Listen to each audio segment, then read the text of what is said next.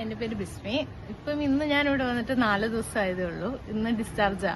ഞാൻ കഴിഞ്ഞ ഒരു 2.5 മാസമായിട്ട് വേദന ഇല്ലാതെ എനിക്ക് ഇങ്ങനെ ഇരിക്കാൻ പറ്റില്ലായിരുന്നു. ഇങ്ങനെ ഇരിക്കാനോ ഒന്ന് നടക്കാനോ നിൽക്കാനോ ഒന്നും പറ്റില്ലായിരുന്നു.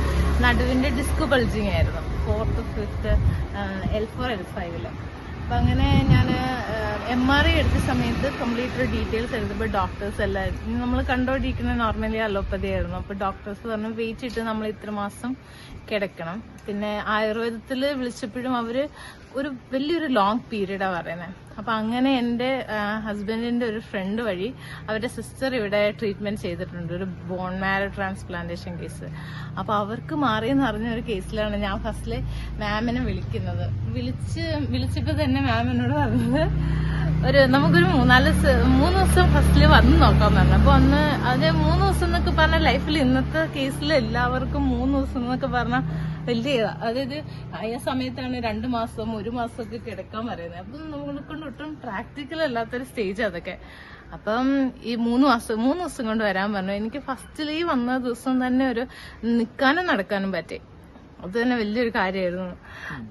പിന്നെ അത് കഴിഞ്ഞിട്ട് നെക്സ്റ്റ് ഡേ ആയപ്പോഴത്തേനും എനിക്ക് എന്റെ ഉഴിച്ചിലും പിന്നെ മർമ്മത്തിന്റെ ട്രീറ്റ്മെന്റ്സും എല്ലാം കൂടെ വെച്ച് എനിക്ക് സത്യം ഇപ്പൊ ഞാൻ ഇങ്ങനെ ഇരിക്കുന്നത് വേദന ഇല്ലാതെയാണ്. കംപ്ലീറ്റ്ലി വേദന ഇല്ലാതെ ഇരിക്കാൻ പറ്റുന്നത് അതൊരു വലിയ കാര്യം. എന്തോരം ആന്റിബയോട്ടിക്സ് എടുത്തിട്ടുണ്ടെന്ന് എനിക്കറിയില്ല. എന്തോരം ഹെവി ആയിട്ടുള്ള പെയിൻ കില്ലേഴ്സ് ഞാൻ കഴിച്ചിട്ടുണ്ടെന്ന് പോലും എനിക്കറിയില്ല. ഇപ്പം കിഡ്നിയുടെ ഇഷ്യൂ വരെ ഉണ്ട് എനിക്കിപ്പം. അപ്പോൾ നമ്മള് ഇതൊക്കെ ഒരു വലിയൊരു നമ്മുടെ ഒരു കൾച്ചർ ബേസ്ഡ് ആയിട്ടുള്ള ഒരു വലിയൊരു സംഭവമാണ്. ഇതൊക്കെ ആരെങ്കിലും ഇനി മുന്നോട്ടും ചെയ്ത് കൊണ്ടുപോകണം എന്നുള്ളൊരു വലിയ ആഗ്രഹമുള്ളൂ. ഇത് പിന്നെ മാക്സിമം ആളുകൾ അറിയണം. കാരണം വെക്കുന്ന ഒരു റിക്കവറി എന്നൊക്കെ പറയുമ്പോഴത്തേനും അതൊരു ദൈവത്തിന്റെ കൈയൊക്കെ വരുന്ന ഒരു കേസസ് ആയിരുന്നു. അത്ര ഒരുപാട് നന്ദിയുണ്ട് സാറേ, ഒരുപാട്. അതായത് ഒരുപാട് നന്ദി. ലൈഫിലൊരു ഇങ്ങനെ പഠിക്കാൻ പറ്റിയൊരു ലാസ്റ്റ് മൊമെന്റ് ആയിരുന്നു ലൈഫിൽ. ആ കേസിൽ നിന്നാണ് ഞാൻ ഈ കിടന്നുകൊണ്ട് പഠിക്കായിരുന്നു. എനിക്ക് ഇരിക്കാൻ പറ്റി. അത് തന്നെ വലിയ കാര്യം.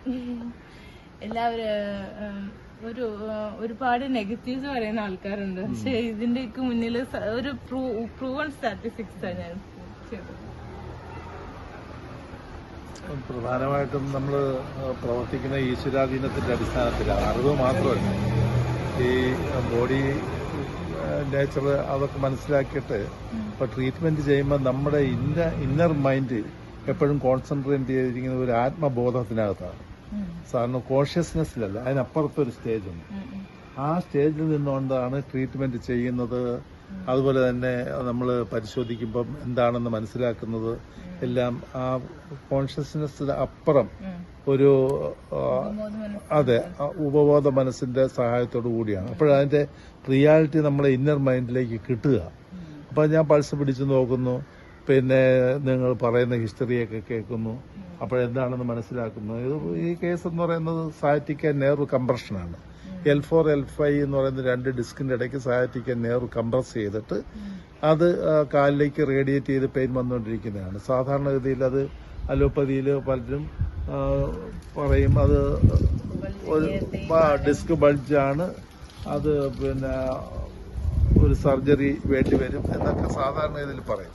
പക്ഷെ ഞാൻ അങ്ങനെ ചെയ്യുന്നതെന്ന് പറയുന്നത് പരമാവധി അത് ഏറ്റവും ലഘുവായിട്ട് എങ്ങനെ പരിഹരിക്കുക എന്നുള്ളതാണ് ചിന്തയിൽ വരുന്നത്. അപ്പൊ ഇത് നോക്കുമ്പോൾ ഈ L4 L5 ഡിസ്ക് കംപ്രസ് ചെയ്തിരിക്കുന്നത് അകർത്തിക്കഴിഞ്ഞാൽ ആ നെർവ് ഫ്രീ ആയി കഴിഞ്ഞു അതിന്റെ പെയിൻ താൽക്കാലികമായിട്ടൊക്കെ മാറും. പിന്നെ അടുക്കാതിരിക്കാൻ വേണ്ടി മറ്റു ചില ക്രിയകൾ ചെയ്താൽ മതി. അപ്പൊ അത് മനസ്സിൽ വന്നിട്ടാണ് ഞാൻ സയാറ്റിക് നെർവ് കംപ്രഷൻ ആണെന്ന് മനസ്സിലാക്കിയിട്ട് ആ ഡിസ്കുകളെ ഒരു ടെക്നിക്ക്, നമ്മൾ മർമ്മ ടെക്നിക്ക് കൊണ്ട് അകർത്തിയെടുക്കുക ചെയ്യുന്നത്. അപ്പൊ ഏത് ഡിസ്ക് നമ്മളിപ്പം ആ നട്ടലിന്റെ ഏത് ഡിസ്ക് വേണമെങ്കിലും കംപ്രസ് ആയ നമുക്ക് അകർത്തുവാനും പിന്നെ വൈഡായിട്ട് പോയി കഴിഞ്ഞാൽ അടുപ്പിച്ച് അതിന്റെ പൊസിഷനിൽ വരുത്താനൊക്കെ കഴിയും. അതിനൊക്കെ പല ടെക്നിക്കുകളും മർമ്മയിലുണ്ട്.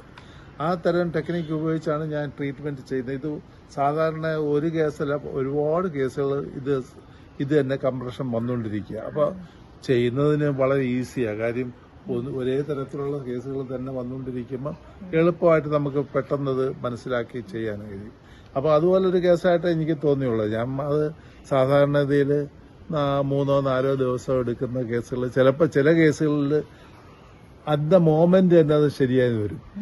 അപ്പൊ പറയും പോകാമെന്ന് പറയും. ഇത് ഞാൻ നോക്കിയപ്പോൾ ഏതായാലും താമസിക്കാൻ വേണ്ടി വന്നതാണ്. ഇപ്പൊ 2-3 ദിവസം എന്തായാലും കിടക്കട്ടെ, സാവകാശം. പക്ഷെ കറക്റ്റ് ചെയ്ത് ഞാൻ അന്ന് തന്നെ കറക്റ്റ് ചെയ്ത് വേദനയൊക്കെ മാറ്റി. പിന്നെ ഞാൻ 2 ദിവസം കൂടെ എടുത്തേ ഉള്ളൂ. അതൊന്ന് റെസ്റ്റ് ചെയ്യട്ടെ. അതെ, അതൊരു റെസ്റ്റ് എടുക്കട്ടെ. പിന്നെ ബോഡി ഒന്ന് മസാജ് ചെയ്തൊക്കെ ശരിയാക്കട്ടെ എന്നൊക്കെ കരുതിയാണ് ആ 3 ദിവസം ആക്കിയത്. ഇപ്പൊ വളരെ സന്തോഷമുണ്ടെന്ന്. പേഷ്യന്റിനുണ്ടാകുന്ന സന്തോഷം തന്നെയാണ് ട്രീറ്റ്മെന്റ് ചെയ്യുന്ന ആൾക്കും ഉണ്ടാകുന്നത്. രണ്ടും ഒരുപോലെയാണ്. രണ്ടും സാറ്റിസ്ഫാക്ഷൻ വന്നു കഴിഞ്ഞാൽ ഒരുപോലെ സന്തോഷിക്കാവുന്നതാണ്.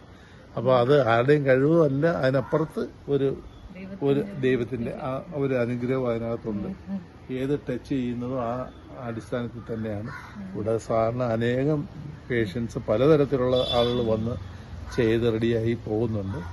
അപ്പൊ എന്റെ കഴിവ് എന്ന് പറയുന്നതിനേക്കാൾ ഞാൻ മർമ്മശാസ്ത്രം നന്നായിട്ട് പഠിച്ചിട്ടുണ്ട്. അതുപോലെ തന്നെ ഫിസിയോതെറാപ്പി പഠിച്ചിട്ടുണ്ട്. മർമ്മത്തിൽ തന്നെ ഞാൻ PhD എടുത്തിട്ടുണ്ട്, MD മർമ്മ എടുത്തിട്ടുണ്ട്. ഇതൊക്കെ കഴിഞ്ഞെങ്കിൽ പോലും ഈ പ്രാക്ടിക്കൽ നോളജ് എന്ന് പറയുന്നത് വേറെയാണ്. അല്ലാതെ ഈ പുസ്തകം വായിച്ച് മനസ്സിലാക്കി മൈൻഡിൽ വെച്ച് ഉള്ള റീഡിങ് അല്ല, പ്രാക്ടിക്കൽ നോളജാണ്. ഇന്നത് ചെയ്താൽ അതൊരു പേഷ്യന്റിനെ ടെസ്റ്റ് ചെയ്ത് കാണുമ്പോൾ തന്നെ നമുക്കറിയാം ഇന്നത് ചെയ്താൽ മാറുന്ന ഫസ്റ്റ് ഇംപ്രഷൻ നമ്മളെ ഇന്നർ മൈൻഡിൽ വരിക. അത് ചെയ്താൽ മാറിയിരിക്കും. പിന്നെ കൂടുതൽ ആലോചിക്കേണ്ടതായിരുന്നില്ല. പിന്നെ ടെസ്റ്റ് ചെയ്തിട്ട് അത് ചെയ്യണോ ഇത് ചെയ്യണോ എന്ന് ആലോചിക്കേണ്ട. പിന്നെ വേറെ മോട്ടിവേറ്റ് ആയിട്ടൊന്നുമില്ല. എങ്കിൽ കുറെ ദിവസം കിടത്തിയാൽ കുറച്ച് പൈസയും കൂടെ ഉണ്ടാവും, അല്ലെങ്കിൽ അവരിൽ നിന്ന് കുറെ കൂടെ പൈസ സാമ്പത്തികമായിട്ട് അങ്ങനെ ബെനിഫിറ്റ് ഉണ്ടാവും എന്നുള്ള ചിന്തയൊന്നും അക്കാര്യത്തിലില്ല.